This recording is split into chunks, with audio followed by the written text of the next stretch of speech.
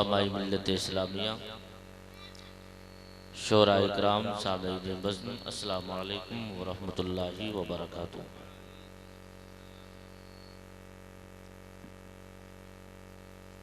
नहमदुहु व नुसल्लिमु अला हबीबिहिल करीम, अम्मा बाद, फ़अऊज़ु बिल्लाहि मिनश शैतानिर रजीम, बिस्मिल्लाहिर रहमानिर रहीम। या अय्युहल्लज़ीना आमनुत्तकुल्लाह व कूनू मअस्सादिक़ीन। आमन्तु बिल्लाहि सदक़ल्लाहुल अज़ीम व बल्लगना रसूलुहुन नबियुल अमीनुल करीम व नहनु अला ज़ालिका लमिनश शाहिदीन व शाकिरीन वल्हम्दुलिल्लाहि रब्बिल आलमीन। बकारी ख़ेश हैराना मग़िस्नी या रसूल अल्लाह, परेशानम परेशानम मग़िस्नी या रसूल अल्लाह।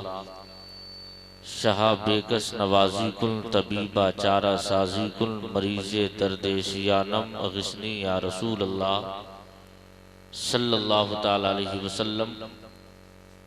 चमक तुझसे पाते हैं सब पाने वाले, मेरा दिल भी चमका दे चमकाने वाले। बरसता नहीं देख कर अब्र रहमत, बदों पर भी बरसा दे बरसाने वाले।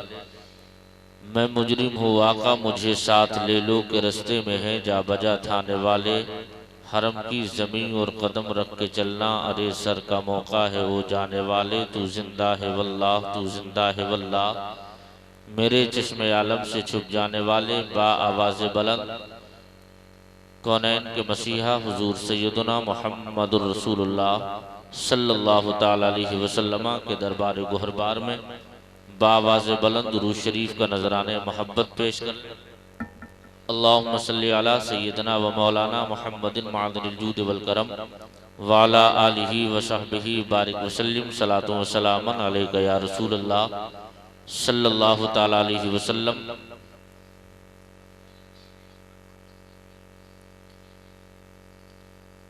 आप चारों लोग वहां से उठकर इधर आ जाओ तो और अच्छा है।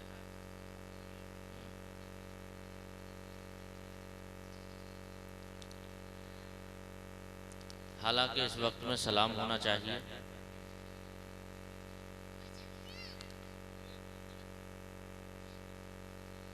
मुबारकबाद के मुस्तहिक हैं हमारे नसरुद्दीन भाई और हमारे गोसगंज के सुन्नी जिंदा दिल मुसलमान भाई।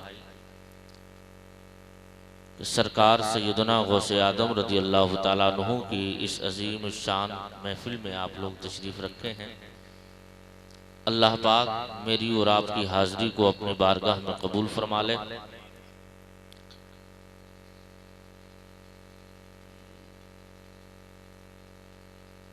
जो लोग बाहर चले गए हैं, अगर उनके कानों तक मेरी आवाज़ पहुँचती हो तो बराए मेहरबानी वो जलसगाह में आकर के तशरीफ़ रखें।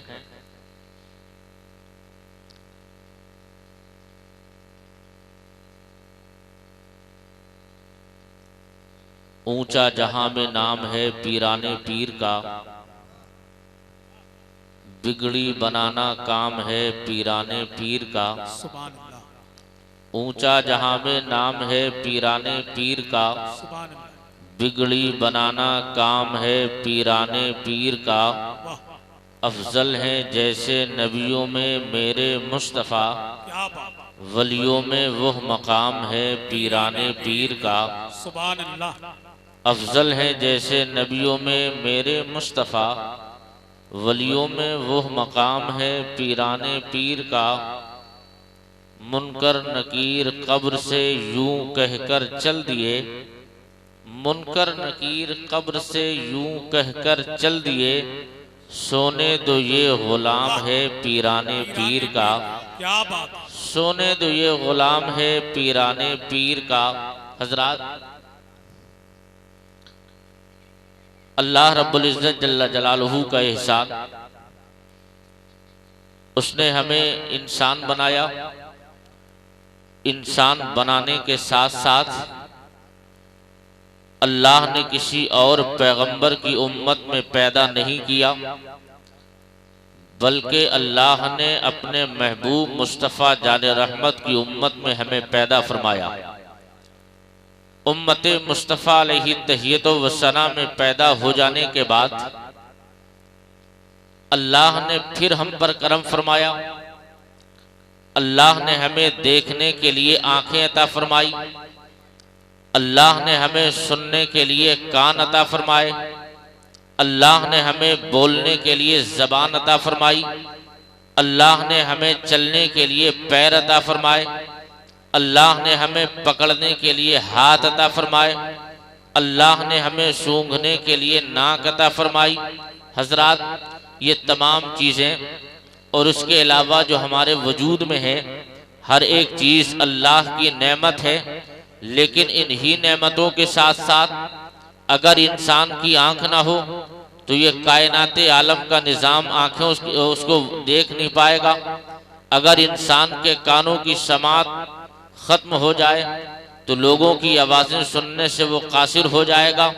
अगर इंसान की नाक उसकी जो सिफत है अगर वो हमसे छीन ली जाए तो इंसान नाक रखने के बावजूद उसके मज़े को, उसकी महसूसात को इंसान महसूस नहीं कर पाएगा।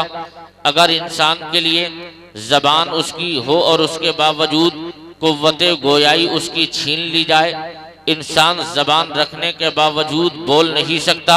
ये तमाम चीज़ें अल्लाह की नेमत हैं। अब उलमाए किराम तवज्जो फरमाएं, आप लोग भी 5 मिनट की गुफ्तगू सुन लें, उसके बाद इंशाअल्लाह एक माहौल बनेगा और फिर इंशाअल्लाह अपने रंग में तकरीर होगी। 5 चीज़ें अल्लाह ने हमें अता फरमाई। वैसे तो वजूद में हर एक चीज़ खुदा की नेमत है, लेकिन इन्हीं नेमतों के साथ साथ आँख और नाक और कान और ज़बान और हाथ भी अल्लाह की नेमत है। इस्तिलाह की ज़बान में इसे हवासे खमसा ज़ाहिरा कहा जाता है।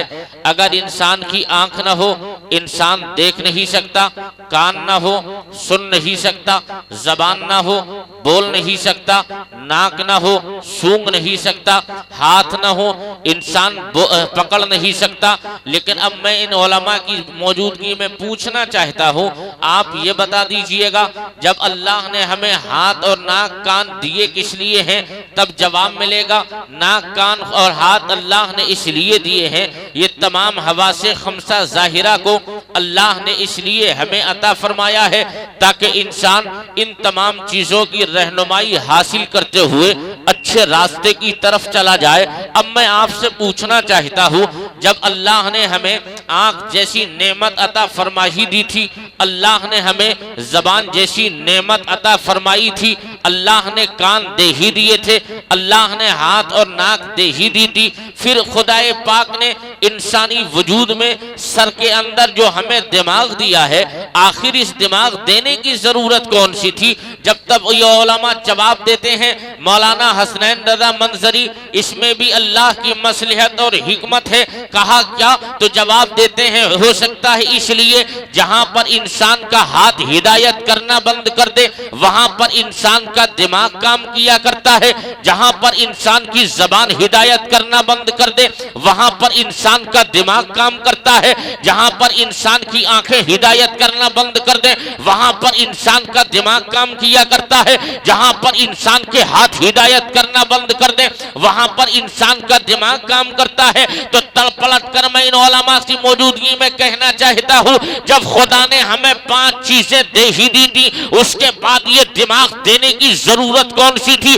तब जवाब मिलता है, जहां पर हाथ हिदायत करना बंद करता है वहां पर दिमाग काम किया करता है, जहां पर जबान हिदायत करना बंद कर दे वहां पर दिमाग काम करता है, जहां पर नाक हिदायत करना बंद कर दे वहां पर दिमाग काम करता है, जहां पर जबान हिदायत करना बंद कर दे वहां पर दिमाग काम करता है। तो अब मैं पलट कर कहना चाहता हूं, जब खुदा ने 5 चीजें दी उसके बावजूद ये छोटा सा दिमाग दिया था, इसलिए कि जहां पर ये 5 चीजें काम करना बंद करती है वहां पर दिमाग काम करता है। तो जब दिमाग खुदा ने दे ही दिया था तो फिर गौसे आदम को भेजने की जरूरत कौन सी थी? फिर ख्वाजा पिया को भेजने की जरूरत कौन सी थी? साबिर पिया को भेजने की जरूरत कौन सी थी? मखदूम सिमना को भेजने की जरूरत कौन सी थी? और इमाम अहमद रिजा को भेजने की जरूरत कौन सी थी? तो जवाब मिलेगा, जहां पर हाथ हिदायत करना बंद कर दे वहां पर दिमाग काम करता है, जहां पर नाक हिदायत करना बंद कर दे वहां पर दिमाग काम करता होता है। और जब ये 5 चीजें जब अपना काम करना बंद करती है तो दिमाग काम करता है, और जहां पर दिमाग का बड़े परवाज दम तोड़ता है वहीं पे गौस की कादरियत काम करती है, वहीं पे ख्वाजा की चिश्तियत काम करती है, वहीं पे साबिर की साबिरियत काम करती है, वहीं पर इमाम अहमद रज़ा की मुजद्दिदियत काम करती है। नारे तकबीर, नारे रिसालत, मसलके आला हजरत फैजाने सरकार ताजुश शरिया हजरत अल्लामा मुफ्ती हसनैन मंजरी। वाह वाह वाह। तो ये अल्लाह वालों का कमाल है। आखिर ये कादरियत कहां कहां काम कर रही है। अब खुद सरकार शहनशाह बगदाद से पूछ रहे हैं, आप ये बता दीजिएगा आपका मामला क्या है। तो आप खुद इरशाद फरमाते हैं, नजर दो इला बिलादिल्लाहि जमान का खरदलतिन अला हुक्म इत्तिसाली। ए लोगों में अल्लाह के तमाम शहरों को ऐसे देखता हूं जैसे हाथ की हथेली पर राई का दाना देखा जाता है। ए गौसगंज के सुन्नी जिंदा दिल मुसलमानों, अब यहां से अंदाजा लगा लीजिएगा, सरकारे बगदाद में आराम कर रहे हैं और वहां आराम करते हुए अपने गुलामों को, गौसगंज के गुलामों को मुलाहजा कर रहे हैं। मेरा कौन सा गुलाम किस मुराद के साथ मेरी महफिल में बैठा है, मेरा कौन सा गुलाम किस उम्मीद लेकर महफिल में बैठा है, इसके दिल में क्या है। और एक मकाम पर फरमाते हैं, लोगों याद रखना कि अल्लाह ने मुझ अब्दुल कादिर को वो ताकत अता फरमाई है, लोगों के दिलों पर कब्जा मुझ अब्दुल कादिर का है। मैं लोगों के दिलों के खतरात को जानता हूं। आइए मैं उसी गौस का तस्किरा करने के लिए आज यहां बैठा हूं। आखिर ये गौस है कौन, इनको मकाम मर्तबा और मनसब मिला किस बुनियाद पर है। अब हम हिस्ट्री का जायजा लेते हैं। लोगों, गौसे आदम की सुनने वालों और गौसे आदम की जिक्र की महफिल में तशरीफ लाने वालों, आज अपने गौस की अनोखी और इनफिरादी हैसियत को अपने सीनों की डायरी में महफूज करते हुए चले जाओ। ये वही बगदाद वाले सरकार गौसे आदम है जब इस दुनिया के अंदर तशरीफ लेकर आते हैं। और जैसे ही आप तशरीफ लेकर आए, रमजान शरीफ के महीने में आपकी पैदाइश हो गई, और जब रमजान के महीने में पैदा हो गए और उसके बाद में जब आपकी उम्र शरीफ 4 महीना 4 साल 4 महीना 4 दिन की होती है, तो आज हमारे यहाँ भी रस्म बिस्मिल्लाह खानी है। आज हमारे यहाँ भी लोग अपने बच्चों की बिस्मिल्लाह कराते हैं, लेकिन जब बिस्मिल्लाह की रस्म अदा की जाती है तब देखा यह जाता है किसी बड़े आलिम को बुलाया जाता है, वो उस बच्चे की रस्म बिस्मिल्लाह अदा करता है, या किसी अच्छे आलिम दीन मुत्तकी परहेजगार को बुलाकर लोग उसकी बिस्मिल्लाह खानी कराते हैं। इसी मुनासिबत से सरकार बड़े पीर की भी रस्म बिस्मिल्लाह हो रही है। आपको हजरत हम्माद तब्बास को बुलवाया गया और बुलवाने के बाद उनका आपकी माँ ने अर्ज किया था, ओ शेख मैं आपको इसलिए बुलाकर लाई हूँ, इसलिए आपको बुलवाया है ताकि आप मेरे बेटे अब्दुल कादिर की रस्म बिस्मिल्लाह कर दें। अब अब्दुल कादिर की रस्म बिस्मिल्लाह अदा की जा रही है और किस शान से बगदाद वाले की रस्म बिस्मिल्लाह खानी हो रही है। और हजरत हम्माद तब्बास फरमाते हैं, मैंने उस अब्दुल कादिर को अपने सामने बिठाया। अब्दुल कादिर 4 साल 4 महीना 4 दिन का है और ये 4 साल का ये छोटा सा बच्चा हम्माद तब्बास के बारगाह में जानुए अदब तय करता, और जैसे ही ये बैठ जाते हैं अब उस्ताद कहते हैं बेटे पढ़ो अल्हम्दुलिल्लाह औज़ु बिल्लाहि मिनश शैतानिर रजीम। आपने औज़ु बिल्लाह को पढ़ दिया, फिर कहा बेटे पढ़ो बिस्मिल्लाहिर रहमानिर रहीम। अब्दुल कादिर ने बिस्मिल्लाह को पढ़ दिया। उसके बाद इरशाद फरमाते हैं, ओ बेटे पढ़ो अल्हम्दुलिल्लाहि रब्बिल आलमीन। अब्दुल कादिर ने अब पढ़ना शुरू किया है। अब आप ईमानदारी से बताना मुसलमानों, आज ही मदरसे का पहला दिन है, आज ही रस्म बिस्मिल्लाह अदा कराई जा रही है। इससे पहले ना किसी उस्ताद से पढ़ा, इससे पहले ना किसी उस्ताद की बारगाह में जानुए तदब तय किया, लेकिन आज बिस्मिल्लाह जब हो रही है उस्ताद ने कहा बेटे पढ़ो अल्हम्दुलिल्लाहि रब्बिल आलमीन। अब्दुल कादिर ने अल्हम्दु से जब शुरू किया तो एक पारा पे एक पारा जब मुकम्मल सुना दिया, आंखें बंद की, उस्ताद को देखा, दूसरा पारा पढ़ना शुरू किया, दूसरा मुकम्मल किया, आंखें बंद की, जब तीसरा शुरू कर दिया, यहां तक महदूद नहीं। अब्दुल कादिर के मदरसे का पहला दिन आपने बगैर देखे एक ही बैठक में उस्ताद को जब 18 पारों को कुरान के सुना डाला तो सुनने के बाद उस्ताद। अब मात अब्बास ने कहा, ओ बेटे अब्दुल कादिर ये तो बता दो आखिर किस मदरसा में पढ़कर आए हो, इससे पहले किस उस्ताद से पढ़ा। तो हम मात अब्बास की बारगाह में अब्दुल कादिर जिलानी अर्ज करते हैं, उस्ताद आज से पहले किसी मदरसे में पढ़ने नहीं गया, आज से पहले कहीं जानवे तलम्मुस नहीं किया। तो आप फरमाते हैं बेटे आखिर 18 पारे कुरान के कहां से याद कर लिए। तो अब्दुल कादिर अर्ज करते हैं, उस्ताद फर्क ये है एक जमीनी मदरसा है और एक दूसरा मदरसा है। फर्क इतना है कि मैंने जमीनी मदरसे में रही, बल्कि मैं माँ के शिकम में था और माँ के पेट में 9 महीने में रहता रहा। उस 9 महीने के अंदर मेरी माँ का दस्तूर था, जब फजर की नमाज पढ़ती है तो कुरान की तिलावत करती है, जोहर की नमाज पढ़ती है तो कुरान की तिलावत करती है, असर मगरिब इशा पढ़ती तो कुरान की तिलावत करती। अब फरमाते हैं अब्दुल कादिर उस्ताद मैंने माँ के पेट में रहकर 18 पारे कुरान के सुने थे, तो माँ के पेट में सुनकर 18 पारों का हाफिज़े कुरान बन गया। नारे तकबीर, नारे रिसालत, नारे गौसियत, फैजाने गौसे आजम, करामते गौसे आजम, मसलके आला हजरत हजरत अल्लामा मुफ्ती हसनैन रजा मंजरी। इश्क मोहब्बत, इश्क मोहब्बत। ये बड़े पीर दस्तगीर हैं। अब मैं आपसे अर्ज करना चाहता हूँ मुसलमानों, ये अब्दुल कादिर जिलानी की माँ है, लेकिन आज हम अपने मुआशरे का जायजा लेकर आज हमारे मुआशरे की भी माएँ हैं। जब बच्चे 4 साल से जब आगे बढ़ते हैं, उन बच्चों को फिल्मी ड्रामा दिखाया जाता है, उन बच्चों को दुनियावी हीरो हीरोइन के नाम याद कराए जाते हैं, उन बच्चों को जमाने की रंगरेलियों में पहले से माँ बाप ढाल रहे होते हैं। मैं अर्ज करना चाहता हूँ अब्दुल कादिर की जिंदगी सिर्फ करामतें बयान करने के लिए नहीं है। अब्दुल कादिर की जिंदगी, अब्दुल कादिर की जिंदगी सिर्फ करामतें सुनकर दिल बहलाने की जरूरत नहीं है। अब्दुल कादिर की जिंदगी तो मुस्तफा की उम्मत के लिए नमूने अमल है। आप जब 4.5 साल की उम्र में पहुंचते हैं तो आपने 18 पारों को कुरान की सुना डाला। आखिर नतीजा क्या निकला कि माँ उनकी मुत्तकी थी, तब बेटा मुत्तकी बन रहा है। अगर बाप मुत्तकी हो तब बेटा मुत्तकी बनता है, अगर माँ मुत्तकिया हो तब बेटा मुत्तकी और परहेजगार बनता है। मैं आपसे अर्ज करना चाहता हूँ ये अब्दुल कादिर की जिंदगी है। आपने जब 18 पारों को सुना डाला, अब तारीख और आगे मिल रही है। अब्दुल कादिर जिलानी का भी बचपन है, लेकिन गौस के बचपन का अंदाज निराला है। आपकी शान से दुनिया में जलवगर हुए। जब आपने कुव्वत गोयाई हासिल की, आप बोलने की उम्र में पहुंचते हैं, तो आज हमारे यहाँ भी बच्चे बोलते हैं, आपके यहाँ भी बच्चे बोलना शुरू करते हैं। लेकिन मेरे और आपके यहाँ की तरह अब्दुल कादिर जिलानी ने बोलना शुरू नहीं किया। अब मैं आपसे पूछता हूँ आखिर तुम्हारे बच्चे क्या बोलते हैं? जब बच्चा बोलना शुरू करता है तो या तो बाप या अब्बा कहकर पुकारता है, या बच्चा अपनी अम्मी को अम्मी कहकर याद करता है, या दादा या किसी और को याद करता है। तब बच्चा आहिस्ता आहिस्ता बोलने की मंजिल में जाता है।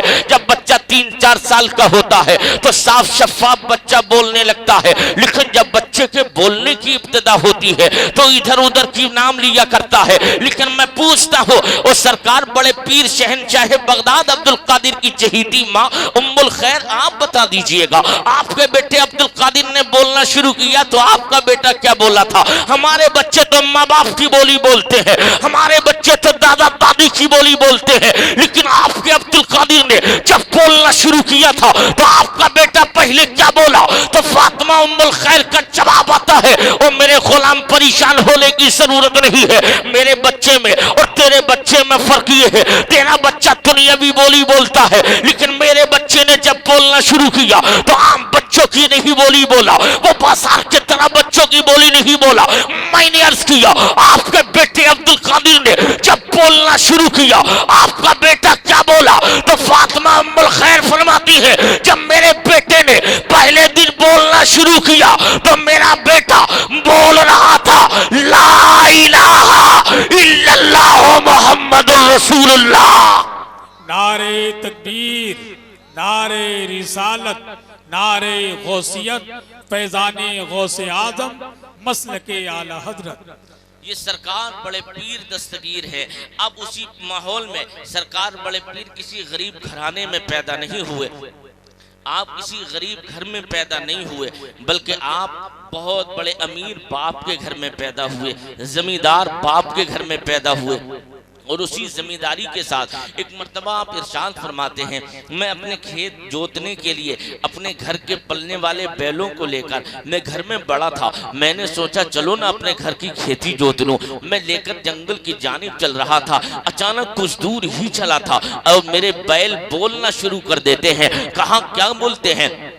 तो जवाब मिलता है, मेरे दाईं तरफ चलने वाला बैल अपने बाईं तरफ चलने वाले बैल से कहता है, ओ भाई ये तुम बता आखिर ये अब्दुल कादिर जा कहाँ रहे हैं? तो दूसरा बैल जवाब देता है, ये अब्दुल कादिर खेत जोतने के लिए जा रहे हैं। फिर दाईं साइड का बैल बोलने लगता है। खुद बड़े पीर फरमाते हैं, मुझसे वो बैल ने खिताब किया और बैल जब कुव्वत गोयाई के साथ बोलता है, ओ अब्दुल कादिर तुम्हें मालूम भी है तुम कहाँ जा रहे हो? तो अब्दुल कादिर कहते हैं, मैं खेत जोतने के लिए जा रहा हो। तब अब्दुल कादिर कहते हैं कि उस बैल ने मुझसे कलाम करते हुए कहा, ओ अब्दुल कादिर अल्लाह ने तुम्हें जमीन जोतने के लिए पैदा थोड़ी किया है, अल्लाह ने तुम्हें काश्तकारी के लिए पैदा थोड़ी किया है। अब अब्दुल कादिर कहते हैं, जब मैं वापस चला आया, अब मैंने खेत का इरादा खत्म कर दिया और खत्म कर देने के बाद बैलों को बांधकर मैं छत पर चला गया और छत पर जाकर तन्हाई में सोच रहा था आखिर देखूं तो क्या हो रहा है। तो क्या देखा कि मैंने ये देखा कि जिस तरीके से मैं अपनी छत पर चढ़ा और छत पर चढ़ने के बाद मैंने देखा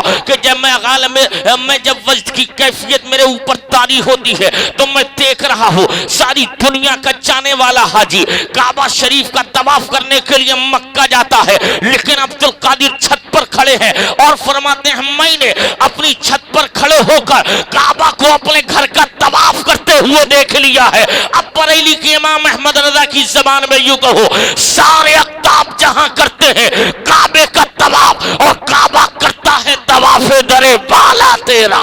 क्या बात है, वाह वाह वाह वाह। नारे तकबीर, नारे रिसालत, नारे गौसियत, मसलके आला हजरत, शाने गौसे आजम, नारे तकबीर। ये सरकार शेख आदम अब्दुल कादिर जीलानी की जिंदगी है। यही तक महदूद नहीं, आप पढ़ने की जब उम्र में जाते हैं तो इलाके में आपने पढ़ लिया और पढ़ लेने के बाद अब बड़े पीर दस्तगीर अर्ज करते हैं, माँ अब दिल करता है किसी बड़े मदरसे में तालीम हासिल कर लूं। तो माँ अर्ज करते इरशाद फरमाती हैं, ओ बेटे अब्दुल कादिर कुरान तो तुमने पढ़ लिया, अब क्या पढ़ने का दिल कर रहा है? अर्ज करते हैं, माँ अब मुस्तफ़ा जान रहमत सल्लल्लाहु अलैहि वसल्लम के दीन की तालीम हासिल करने को दिल कर रहा है, अब मैं मुस्तफा के दीन की मुकम्मल तालीम हासिल करूंगा। तो माँ ने कहा, उस वक्त में तारीख में मिलती है सरकार अब्दुल कादिर जीलानी जिस वक्त पैदा हुए थे आपकी माँ की उम्र शरीफ उस वक्त में 60 साल की है और जब आप 18 साल की उम्र के करीब पहुंचते हैं और अपने घर से जब पढ़ने के लिए मदरसे के लिए जा रहे हैं तो आपकी माँ इरशाद फरमाती है, ओ बेटे मेरे ऊपर बुजुर्गी का आलम है, दिल तो नहीं करता तुझे भेजने के लिए, लेकिन जब तुम मुस्तफा का दीन सीखने जा रहा है तो मैं तुझे जाने की इजाजत दे रही हूँ। अलबत्ता बेटे अब्दुल कादिर जाते जाते माँ की नसीहत सुनते जाओ। अर्ज करते हैं, माँ आखिर वो आपकी कौन सी नसीहत है? इरशाद फरमाती है, माँ बेटे वो नसीहत ये है कि तो हालात कैसे ही पुरखतर हो मगर तुम झूठ हरगिज मत बोलना। ये अब्दुल कादिर जीलानी की माँ अपने बेटे को ये दर्स दे करके वहां से भेज रही है, लेकिन जैसे ही आज हम अपने माशरे का जायजा ले, हमारे बच्चे भी मदरसे में पढ़ने के लिए जाते हैं, तो जब हमारे बच्चा माशरे का बाप अपने बेटे को मदरसे में पढ़ने के लिए भेजता है और जैसे ही दाखिला करा दिया तो जब वापसी के वक्त में बाप अपने बेटे से कहता है, ओ मेरे बेटे तुझे मदरसे में तो भेज दिया, अब तेरा काम ये है तुझे दिल लगाकर मदरसे में पढ़ना है, तुझे जहन के अच्छे जहन के साथ मदरसे में पढ़ना है और इधर उधर की खुराफात में तुझे मशगूल नहीं होना, तुझे अपने असातिज़ा का अदब करना है, मदरसे के कवानीन पर तुझे अमल करते हुए अपनी तालीम को मुकम्मल करना है, बेटा दिल लगा के पढ़ना है। लेकिन ये हमारे यहाँ के हालात है, हर बाप अपने बच्चे को ये नसीहत करके मदरसे से आता है, चचा जाता है वो भी यही पैगाम देता है और भी कोई रिश्तेदार छोड़ने जाता है तो हर एक की जबान पर ये है, बेटे अब तुझे मदरसे में भेज दिया, तुझे दिल लगा के पढ़ना है। लेकिन मैं पूछता हूँ, ओ उम्मुल खैर फातिमा आप बता दीजिएगा, जब हमारे बच्चे मदरसे में पढ़ने के लिए लिए जाते हैं तब तो वो कहते हैं दिल लगा के पढ़ना है, लेकिन आप बच्चे को मदरसे भेज रही है तो आपने ये तो नहीं कहा अपने बेटे अब्दुल कादिर से कि दिल लगा के पढ़ना है, आपने ये कहा बेटे हालात कितने ही पुरखतर हो मगर झूठ नहीं बोलना है, तुम्हें तो दुआ देना चाहिए, बेटे तुम अच्छे आलिम बनकर वापस आ जाओ, तुम अच्छे हाफिज बनकर वापस आ जाओ, अच्छे कारी होकर के वापस आओ। लेकिन आपने ये कोई दुआ नहीं दी बल्कि नसीहत की बेटा तुझे कैसे ही पुरखतर माहौल हो लेकिन तुझे झूठ नहीं बोलना है। अब ये अब्दुल कादिर चले जाते हैं और रास्ते में जैसे ही डाकुओं के शिकार हो गए और जैसे ही डाकुओं के शिकार हो गए आपसे पूछने लगता है डाकुओं का सरदार, ओ अब तो बेटे ये बता तू किस लिए आया है और तेरे पास में कितना सारो सामान है। तो अब्दुल कादिर कहते हैं मेरे पास 40 अशरफियां हैं और वो मेरी सदरी में सिली हुई है। उनको जैसे ही खोला गया तो डाकुओं के सरदार ने कहा था, ओ बेटे ये तो बता सारे लोग तो डाकुओं से माल छुपाते हैं मगर तुम हो के तुम माल को बता रहे हो। तो अब्दुल कादिर जिलानी कहते हैं जब मैं घर से चला था तो मेरी माँ ने मुझसे कहा था बेटे हालात कितने ही पुरखतर हो मगर झूठ नहीं बोलना। तो अब मैं समझ गया कि आखिर हमारे बच्चे जब मदरसा में पढ़ने के लिए जाते हैं तब माँ बाप दुआ देते हैं और नसीहत करते हैं बेटा दिल लगा के पढ़ना। और अब्दुल कादिर की माँ ने कहा था बेटे हालात कितने पुरखतर हो मगर झूठ नहीं बोलना। अब्दुल कादिर की माँ मकान पर बैठे बैठे ये अपनी निगाहें विलायत से देख रही है कि मेरा बेटा अब्दुल कादिर मदरसे में बाद में पहुंचेगा, डाकुओं का शिकार पहले हो जाएगा। पता ये चला जब मुस्तफा चाले रहमत की बेटी फातिमा उम्मुल खैर के इल्म का ये आलम है तो मदीने वाले आका के इल्म का आलम क्या होगा। नारे तकबीर, नारे रिसालत, मसलके आला हजरत, बस्ती बस्ती करिया करिया, नारे तकबीर, नारे रिसालत, सुभान अल्लाह सुभान अल्लाह। आप वहाँ पढ़ने लिखने के बाद आप अब्दुल कादिर जिलानी बगदाद के वहाँ उस इलाके के मशहूर मदरसे में पढ़ाई करते हैं और पढ़ाई का आलम यह है एक मर्तबा ऐसा होता है शेख आजम अब्दुल कादिर जिलानी को अब अपने घर से गए हुए तकरीबन 2 या 2.5 साल का लंबा फासला हो गया, एक लंबा वक्फा हो गया। याद आती है चलो देखो तो सही अपने माँ के चेहरे की जियारत कर ली जाए। आप चलते जब ये माँ की मोहब्बत वाल मारती है और जज्बे मोहब्बत जब जागता है इसी दौरान एक काफिला अब्दुल कादिर के इलाके का वहाँ पहुँचता है। आप अपने इलाके वालों से पूछते हैं बताओ आखिर हमारी माँ के हालात कैसे हैं। अब पड़ोस में रहने वाले लोग अर्ज करते हैं ओ बेटे अब्दुल कादिर सुन तो सही, पहले तो कभी कभार हम तेरी माँ को घर के आंगन में हमारे घर की औरतें चलते हुए देख लेती थी लेकिन उसके बावजूद अब तकरीबन 2-3 महीने हो गए हमारे घर की किसी औरत ने तेरी माँ को घर में चलते हुए तक नहीं देखा। अब्दुल कादिर जिलानी समझ गए हो सकता है मेरी माँ का इंतकाल हो गया होगा। तो अब वो कहने लगते हैं ए अब्दुल कादिर पहले तो हमारे घर की औरतों को बुला भी लिया जाता था, कुछ ही काम या सौदा मंगाई जाती तब हमारे घर की औरतें जाकर के सौदा भी दे देती, लेकिन अब तो तुम्हारी माँ ने 2-3 महीने से बुलाया भी नहीं है। और यही तक नहीं बेटे अब्दुल कादिर तुम्हारे घर का बाहर वाला दरवाजा भी 3 महीने से नहीं खुला है। अब्दुल कादिर हैरत में पड़ गए कहीं ऐसा तो नहीं माँ का इंतकाल हो गया। अब वही तालीम को रोका, अब इश्क ममता जागती है और मोहब्बत बेदार होती है। अब रात की तन्हाइयों में अब्दुल कादिर पैदल पैदल चलते रहे, चलते जैसे ही आपका गाँव आता है तारीख मिलती है अब्दुल कादिर जिलानी के पैर में पैदल चलते चलते छाले पड़ जाते हैं और जब छाले आपके पैरों में पड़ गए अब्दुल कादिर रात की तिहाई हिस्सा गुजरने के बाद अपने मकान के दरवाजे पे पहुंचे। पूरे गांव के अंदर अंधेरा ही अंधेरा है। अब बड़ी मुश्किल से अब्दुल कादिर अपने मकान पे पहुंचे हैं, दरवाजे पे दस्तक दी और जैसे ही 2-3 आवाजें दी थी अंदर से आवाज आती है कौन। तो अर्ज करते हैं माँ तेरा बेटा अब्दुल कादिर आ गया है। अब हम यहाँ पर रुक कर ये बात करना चाहते हैं अगर तुम्हारा या मेरा कोई बेटा या भाई हो अगर दूर तराज तो 2.5 साल के बाद वापस आता हो तो माँ दरवाजे पर बैठकर इंतजार करेगी। मेरा लखते जिगर आने वाला है तो काश मेरा बेटा आएगा तो पहली नजर मुझे देखने मिल जाए। अगर घर ही नहीं लोग एयरपोर्ट पे अपने बच्चे को लेने के लिए जाते हैं, इतने दिन के बाद मेरा बेटा या भाई आने वाला है तो मैं अपने बच्चे या भाई को देख लूं, लेकिन अब्दुल कादिर रात के तिहाई हिस्से में अपने दरवाजे पर गए तो माँ से अर्ज किया, माँ तुम मेरे दरवाजा तो खोलते, तो आपकी माँ अंदर से जवाब देती है, बेटा आए किस लिए हो? तो अब अब्दुल कादिर अर्ज करते हैं, माँ पैरों में छाले पड़ गए हैं, बड़ा पैदल का सफर किया है, तेरी याद आ गई थी माँ, इसलिए अब्दुल कादिर वहां तालीम रोक करके तुझे देखने के लिए आ गया है। तो अब्दुल कादिर जिलानी की माँ ने अभी दरवाजा नहीं खोला, अंदर ही है, और वहां से आवाज देती है, बेटे अब्दुल कादिर अब ये बता दे बेटे, क्या तू इल्म हासिल करने गया था? क्या तू आलिम दीन बन करके वापस आया है? क्या तेरी तालीम मुकम्मल हो गई? अब्दुल कादिर अर्ज करते हैं, माँ तालीम तो अभी मुकम्मल नहीं हुई, लेकिन तेरी मोहब्बत ने मुझे यहाँ पर लाकर पहुंचा दिया है, तेरी मोहब्बत में खिंचा पैदल चले आया हूँ माँ, मेरे पैर में छाले पड़ गए हैं, काश एक मर्तबा दरवाजा खोल तो सही, अब तो रुका नहीं जाता। तो अंदर से माँ जवाब देती है, बेटे अब्दुल कादिर जिन पैरों से तुम आए हो ना, इन्हीं कदमों से तुम मदर से वापस चले जाओ। अब अब्दुल कादिर अर्ज करते हैं, माँ 12 दिन का फासला था, 12 दिन पैदल चल करके मैं तेरे यहाँ तक आया हूँ, तो काश एक मर्तबा दरवाजा खोलकर अपने बेटे को अपने चेहरा तो दिखा दे। तो अब्दुल कादिर की माँ ने कहा था, मेरे लाल अब मैं दरवाजा खोलकर अपना चेहरा ना दिखाऊंगी। तो माँ से अर्ज करते हैं, माँ ये तो बता दे आखिर दरवाजा क्यों ना खोला जाएगा? अगर किसी का बेटा दरवाजे पे आए तो लोग खोले ना खोले, लेकिन माँ तो दरवाजा खोल देती है, इसलिए दरवाजा आप खोले तो सही। अब अंदर से जवाब मिलता, ओ बेटे अब्दुल कादिर खोल तो देती, लेकिन जब तू मेरा चेहरा देखेगा ना तो तू मेरी मोहब्बत में गुम हो जाएगा, तो कहीं मेरी मोहब्बत की वजह से मुस्तफा का इल्म सीखने में कहीं कोताही ना हो जाए, इसलिए बेटा अब तेरी मेरी मुलाकात कल मैदान महशर में होगी। और इतना अर्ज किया करना कहना था। अब आप फरमाती हैं, बेटे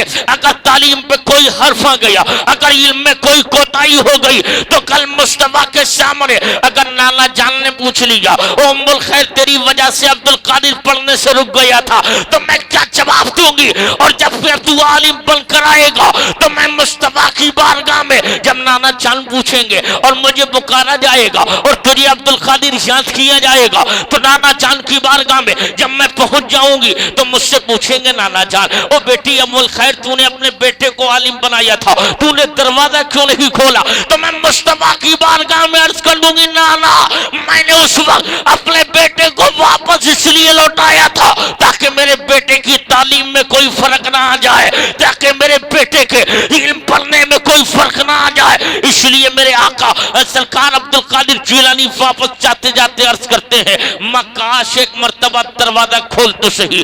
जवाब मिलता है, बेटे अगर खोल दिया गया तो तेरी तालीम अधूरी रह गई और तू माँ की मोहब्बत में गुम हो गया। बेटे अब्दुल कादिर दरवाजा ना खोलना तो गवारा है, लेकिन इल्म में अगर कोताही हो जाए तो ये मुझे हरगिज़ गवारा नहीं है। सुभान अल्लाह, सुभान अल्लाह। नारे तकबीर, नारे रिसालत, मसलके आला हजरत, बस्ती बस्ती करिया करिया, इश्क मोहब्बत इश्क मोहब्बत, नारे तकबीर। ये सरकार गौसपाक की जिंदगी है। अब मैं आपसे पूछना चाहता हूँ, लोग अपने आप को वली होने का ऐलान करते हैं, तो मैं कहता हूँ लोगों, अगर कोई वली बगैर पढ़े लिखे हो जाता तो अब्दुल कादिर को ये परेशानी उठाने की जरूरत कौन सी थी? अगर अब्दुल कादिर को ये तमाम तर मसाइब आलाम का सामना करने की जरूरत कौन सी थी? आखिर आप इतने दिनों तक, बल्कि तारीख मिल रही है, आपने कई सालों तक जब आपके खाने का सामान खत्म हो गया, आपने पेड़ों के पत्ते और छाले खा खा कर इल्म दीन हासिल किया है।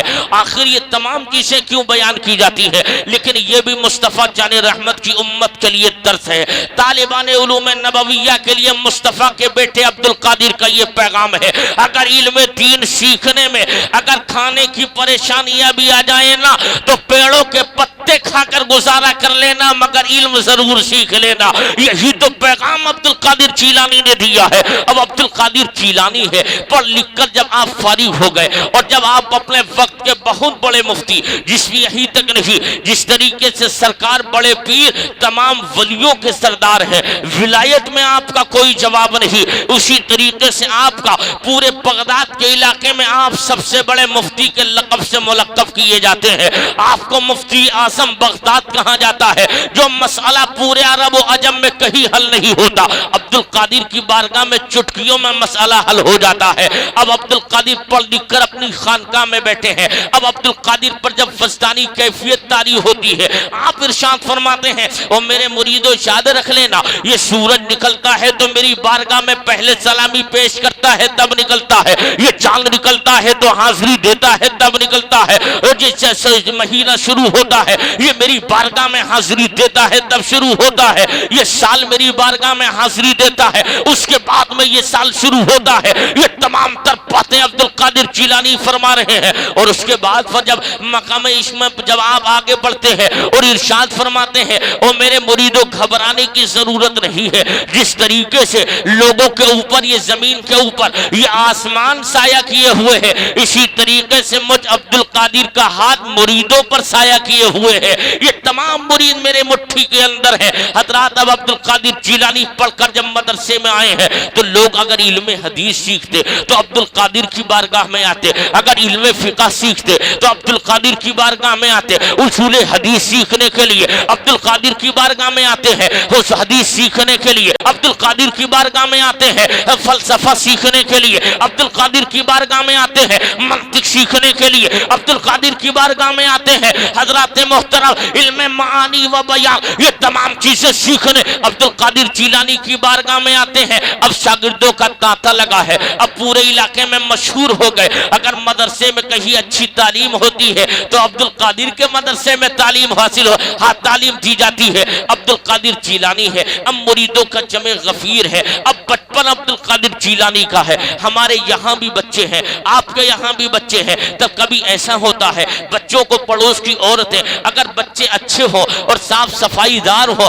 तो पड़ोस की औरतें लाड प्यार के तौर पर बच्चों को खिलाने के लिए गोद में उठाती हैं। इसी तरीके से अब्दुल कादिर जिलानी बचपन में छोटे से हैं तो आपको पड़ोस की एक औरत है, वो औरत आपको गोद में उठाकर खिलाती है और अपने घर कई कई घंटे तक रखती, और अब्दुल कादिर जिलानी को गोद में लेकर खिलाया जाता। तो वो औरत का बयान है, अब्दुल कादिर जब बचपन में मेरी गोद में खेलता था ना तो कभी कभी ऐसा हो गया कि खेलते खेलते अचानक वो छलांग लगाता और छलांग लगाता और छलांग इस तौर पे होती कि अब्दुल कादिर सूरज में जाकर के छुप जाया करता था, और कुछ देर के बाद में देखती तो अब्दुल कादिर मेरी गोद में आराम कर रहा होता। अब इतना ही नहीं, अब्दुल कादिर जिलानी की वो औरत जिसने के बचपन में अब्दुल कादिर जिलानी को खिलाया था, उस औरत के दिल में वही सवाल गर्दिश कर रहा है। अब अब्दुल कादिर जवान हो गए, अपनी खानकाह में बड़े आलिम की हैसियत से विराजमान है। अब वो औरत पहुंचती है, मुरीदों का और शागिर्दों का तांता लगा है, दर्द से फारिग हो गए गौस पाक। और उसके बाद वो औरत आगे बढ़ती है, अर्ज करने लगती, बेटे अब्दुल कादिर मैंने तुझे बचपन में खिलाया था। हाँ खिलाया था माँ, बता क्या कहना चाहती हो। अब वो औरत कहने लगती है, बेटे अब्दुल कादिर मैं तुझसे सवाल ये करना चाहती हूँ कि तू जब छोटा सा था और तू मेरी गोद में खेलता था और मैंने तुझे खेलते हुए देखा, अचानक ये था कि तू खेलते खेलते छलांग लगाता और सूरज में जाकर के गुम हो जाता, और कुछ देर के बाद मैं तुझे देखती तू मेरी गोद में आकर के आराम से खेलने लगता। और बेटे अब्दुल कादिर इतने लंबे जमाने तक मेरे दिमाग में वही सवाल गर्दिश कर रहा है, बेटे अब्दुल कादिर तू आसमान के सूरज में छुपने के लिए क्या करने जाया करता था, आखिर किस लिए सूरज में छुपता था। अब तमाम शागिर्द बैठे हैं, आपके मुरीद बैठे हैं, अब्दुल कादिर जिलानी के चेहरे पे तबस्सुम आ गया। अब बड़े पीर के चेहरे पे तबस्सुम जब खेलता है तो आप इरशाद फरमाते हैं, माँ ये तो तेरे अब्दुल कादिर के बचपन की तो बात है, अब तेरा अब्दुल कादिर बचपन वाला नहीं है। तब आप फरमाती हैं, बेटे अब्दुल कादिर बता तो सही आखिर अब कौन से पावर में आ गया, मुझे ये बता दे। तू सूरज में खेलने छुपने के लिए क्या सूरज में किस लिए तू छुपने के लिए जाता था, वही सवाल पूछने के लिए आई हो। तो अब्दुल कादिर फरमाते हैं, माँ वो तो तेरे अब्दुल कादिर के बचपन का जमाना था, वो तो खेलने के लिए अब्दुल कादिर को छलांग लगाकर सूरज में छुपने की जरूरत थी। अब वो कहती है, बेटे अब बता अब किस मकाम पर हो। तो अब अर्ज करते हैं अब्दुल कादिर, माँ अब तेरा बेटा उस पोजीशन पे आ गया है, ये आसमान के अगर 70 सूरज भी हो तो अब्दुल कादिर को अब छलांग लगाकर छुपने की जरूरत नहीं पड़ती। अब्दुल कादिर 70 सूरजों को आज अपने अंदर छुपाने की ताकत रखता है। ये गौस पाक है। ये गौसे आदम है, इस मकाम पर है मेरे गौस। उसी के साथ साथ सरकार शेख आदम अब्दुल कादिर जिलानी की बारगाह में आपके हम एक अल्लाह के वली जिसको तारीख हजरत अली बिन हेदी का नाम देती है, बयान करते हैं मैं गौस पाक की बारगाह में आते जाते रहता था और आपकी बारगाह में इस तरीके से मेरा आने जाने का सिस्टम था। कई कई दिन में गौस पाक की बारगाह में हाजिरी देता, कई कई दिन में वहां रहता। एक दिन ऐसा हो गया, सरकार बड़े पीर की बारगाह में उनकी खानका में एक हसीनो जमील चेहरे वाला इंसान दाखिल हो गया और जैसे ही दाखिल हुआ मैंने उसको पहचानने की कोशिश की। पूरा दरबार खाली था, वो गया, मैं दरवाजे पर रुका रहा, पहचानने की कोशिश की, मैं उस नौजवान को पहचान न सका। दरबार खाली है। काफी देर बैठने के बाद वो वापस आया और दरवाजे से निकलता चला गया। फिर भी मैंने कोशिश की, आखिर ये जवान है कौन जिसके लिए पूरा दरबार खाली है, बड़े पीर अकेले में गुफ्तगू कर रहे हैं। ये तमाम बातें दिल में सोच रहा था। वो जवान चला गया। अब मैं अंदर वसबाग की बारगाह में पहुंच गया। मैं काफी देर बैठा और बैठने के बाद मैंने अर्ज किया, बड़े पीर अभी कुछ देर पहले दरबार खाली था, कोई आपकी बारगाह में न था। वो एक नौजवान आया था, मैं दरवाजे पर रुक गया। उसने कुछ देर तक आपसे तन्हाई में बैठकर गुफ्तगू की और आपको देखता रहा और देख कर के आपके यहाँ से उठा और अपने आप चला गया। ए सरकार, मैंने पहचानने की तो बहुत कोशिश की थी लेकिन मैं उस नौजवान को पहचान न सका। आखिर वो जवान था कौन? क्या वो बगदाद का रहने वाला था?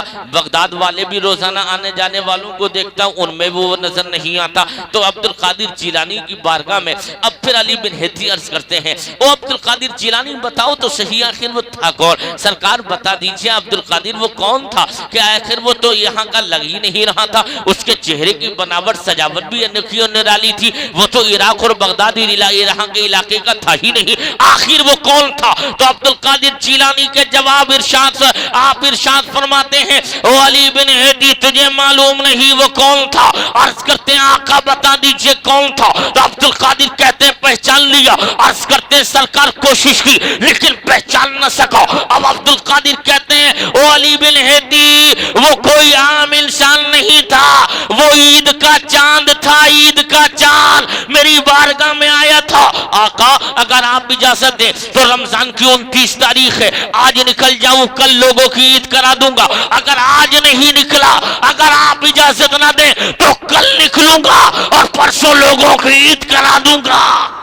नारे तकबीर, नारे रिसालत, फैजाने गौसे आजम, मसलके आला हजरत हजरत अल्लामा मुफ्ती हसनैन रजा मंजरी, नारे तकबीर। ये सरकार गौस पाक के हालात हैं कि चांद निकलता है तो निकलने से पहले अब्दुल कादिर की बारगाह में सलामी पेश करने के लिए आता है। सूरज निकलता है तो अब्दुल कादिर जिलानी की बारगाह में सलामी पेश करने के लिए आता है। और एक मकाम पर मेरे पीर बड़े पीर इरशाद फरमाते हैं, अगर मेरा कोई मुरीद मशरिक में हो और मैं मगरिब में हूँ, अगर वो वही से किसी मुसीबत में फंस कर मुझे या गौस अल मदद का नारा लगाता है तो मैं अब्दुल कादिर वहीं पर उसकी मदद के लिए हाजिर हो जाता हूँ। हजरात ये बड़े पीर दस्तगीर है जिसकी शान न पूछो। आपकी जिंदगी का एक एक लम्हा करामत से खाली नहीं, आपकी जिंदगी का एक एक लम्हा करामतों का खजीना बनता हुआ जाहिर हो रहा है। आपकी जिंदगी का एक एक लम्हा पूरी उम्मत मुस्तफविया के लिए नमूने अमल है। आपने किस तौर पर जिंदगी गुजारी है? आपने 40 साल तक ईशा के वजू से फजर की नमाज को पढ़ा है, लेकिन हम और आप जो है चाहे हम सरकार बड़े पीर दस्तगीर की जिंदगी को सुनते रहते हैं, उनकी करामतों सुनकर अपने दिल बहलाते रहते हैं। लेकिन कभी आपने गौर किया कि बड़े पीर ने 40 साल तक अपनी जिंदगी में 40 साल तक ईशा के वजू से फजर की नमाज पढ़ी? पता ही चलता है 40 साल तक बड़े पीर रात को सोए ही नहीं थे, पूरी पूरी रात इबादत करते हैं। एक मकाम पर फरमाते हैं अगर कभी ऐसा होता कि मुझे मेरे ऊपर मेरा नफ्स हावी होने की कोशिश करता, मेरा दिल करता कि मैं सो जाऊं, लेकिन जैसे ही नींद का गलबा तारी होता मैं एक पैर पर खड़ा हो जाता और एक पैर पर खड़े हो जाने के बाद अब्दुल कादिर फरमाते हैं एक पैर पर खड़ा हो गया और एक पैर पर खड़े होने के बाद अब मैं कुरान पाक पढ़ना शुरू कर देता, यहां तक कि अब्दुल कादिर फरमाते हैं कि एक पैर पर खड़े खड़े मैं पूरा कुरान पढ़ लिया करता था। ये अब्दुल कादिर की जिंदगी है। और आप आगे बढ़िए, अब्दुल कादिर जिलानी फरमाते हैं एक दफा ऐसा हुआ मैंने दिल में सोच लिया कि अब मैं अपने ऊपर अपने नफ्स पर नफ्स कुशी करूंगा, अपने नफ्स पर सख्ती करूंगा। तो सख्ती का आलम यह है मैं दिन को रोजा रखता और रोजा रखकर जब इफ्तार का वक्त होता एक अंगूर का दाना खाता और उसके बाद आधा गिलास पानी पी लेता, अगले दिन मैं फिर रोजा रखता। ये काफी दिनों तक ये सिलसिला चलते रहा। अब उसी दौरान मेरे दिल में ख्याल आ गया, ए अब्दुल कादिर जिलानी अब तो कसम उस परवरदिगार की, जब तक मुझे मेरा परवरदिगार खाना नहीं खिलाएगा उस वक्त तक अब्दुल कादिर खाना खाने के लिए तैयार नहीं होगा। अब्दुल कादिर जिलानी रोजे पे रोजा रखे जा रहे हैं। एक मर्तबा ऐसा हुआ इफ्तार का वक्त है, अब्दुल कादिर कमजोर होते चले जा रहे हैं। इफ्तार के वक्त में ये कुछ मेहमान आते हैं, अब्दुल कादिर जिलानी की बारगाह में बहुत अच्छे कई तरीके के दस्तरखान लगे, आपको बहुत सारा खाना सामने पेश कर दिया गया। अब्दुल कादिर जिलानी है, कभी खाने की तरफ दिल माइल भी होता, लेकिन जहन में वही सवाल है जब तक मेरा परवरदिगार न खिलाएगा जब तक मैं खा नहीं सकता हूँ। अब बहुत देर हो गई, अब्दुल कादिर कभी खाने की तरफ देखते हैं और उसी के साथ साथ बड़े पीर शेख आदम अब्दुल कादिर जिलानी अपने नफ्स पर कंट्रोल करते हैं और गैरत जवाब देती है, ओ अब्दुल कादिर क्या तुझे खाना खाने ही के लिए पैदा किया गया है? तो तेरा नफ्स तो ये कहता है खा ले, लेकिन हकीकत ये है गैरत तेरी ये कैसे गवारा करेगी कि तू खाना खा ले, बल्कि तू तो ये अहद कर चुका है कि जब तक तेरा परवरदिगार न कहेगा जब तक तू खाएगा नहीं। अब खाना आगे रखा, इधर सरकार बड़े पीर के दिल की कैफियत को और मेरे परवरदिगार ने अब्दुल कादिर के जज्बे को पहचानते हुए मशीयत से जवाब दिया।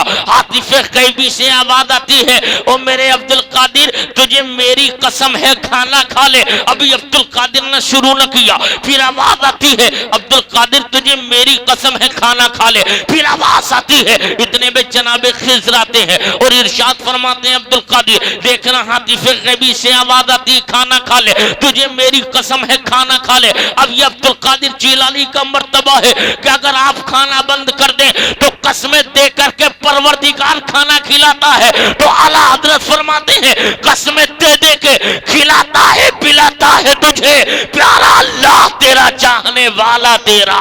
सुभान अल्लाह, नारे तकबीर, नारे रिसालत, मसलके आला हजरत, बस्ती बस्ती करिया करिया। दस्तगीर हैं, आपकी जिंदगी का एक एक लम्हा करामत ही करामत है। बेशक सुभान अल्लाह, पूरी जिंदगी मुस्तफा की उम्मत के लिए नमूने अमल है। सरकार बड़े पीर दस्तगीर रहमतुल्लाह ताला अलैह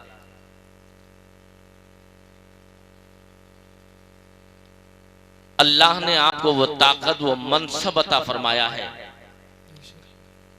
पूरी उम्मत में औलिया कामिलीन में जो मर्तबा सरकार बड़े पीर दस्तगीर का है वो खुदा ने किसी को अता नहीं किया। आप फरमाते हैं कदमी हाज़िही अला रक़बती कुल्ली वली अल्लाह, मेरा कदम तमाम अल्लाह के वलियों की गर्दनों पर है। इससे अंदाजा लग रहा है ये बड़ी बोलियां वही बोल रहा है जिसको अल्लाह ने अपने कर्म से उसे पावर और ताकत अता फरमाई है, वरना किसी और के बस की बात नहीं। और हुआ भी है।